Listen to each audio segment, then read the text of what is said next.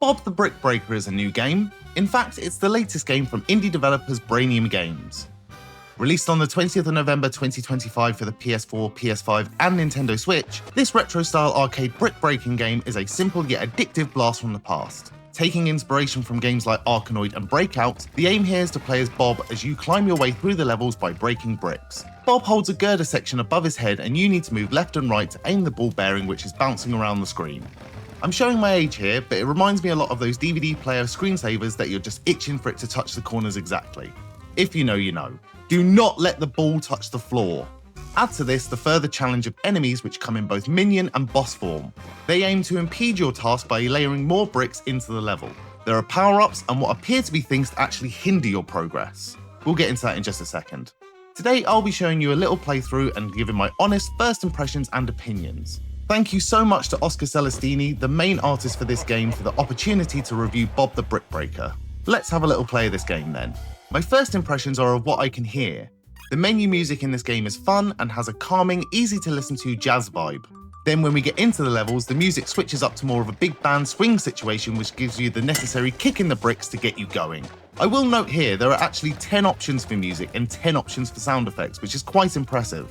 The art style is the big thing that drew me towards this game. The sprites are charming, the backgrounds are detailed and eye-catching yet fit seamlessly into the levels without causing a distraction. It was only looking back that I realised just how much love, care and attention has gone into designing this game. The controls are simple, so it's about as intuitive as it needs to be. The only thing I struggled to work out was the point of some of the power-ups. Let's go through them. The top power-up here increases the surface area of Bob's girder, grow up, which makes it easier to hit the ball bearing as it flies towards you. The magnet catches the ball, after which you aim into the bricks with more accuracy. If you're like me and patience is not your strong suit, the magnet can feel quite frustrating as you're trying to smash through the levels. However, if you have a multi-ball situation, you can always use the magnet temporarily to catch one and keep it safe, almost as an added safety net.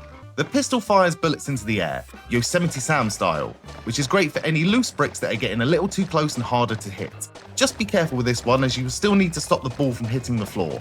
The fireball is probably my favourite, smashing through bricks rather than bouncing back immediately. The winged boot makes Bob run faster, making it easier to hit the balls that are flying away from you.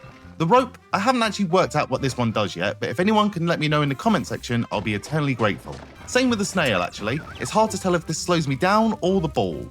Thank you.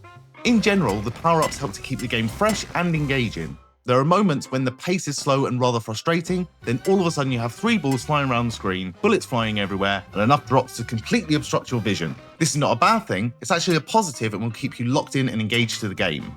Bring in the explosives. One of the most satisfying things you can do is blow everything up with dynamite. It's cool, we like that. The game makes you work for it, but it's all worth it in the end. Let's introduce the bosses now, an essential part of most video games to help break up the levels. Pun very much intended. This guy is surrounded by tougher bricks which take a few hits to crack through, and he'll also rebuild layers of bricks with the help of his minions. Now I might be making this game look easy, but it is challenging, and as such it could be game over at any time. That being said, there is added incentive with an online leaderboard. Oh, look at that! Look at this guy over here! Do you think you could beat me?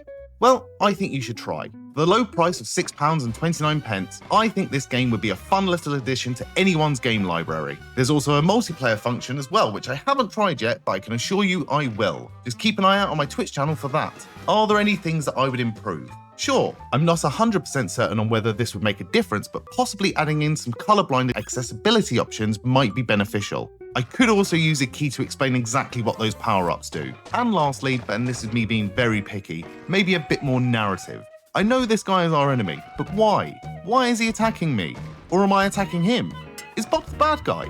Either way, it doesn't really matter. Is it revolutionary in terms of gameplay? No, but it's a fun game made by Branium Games and you should probably give it a go.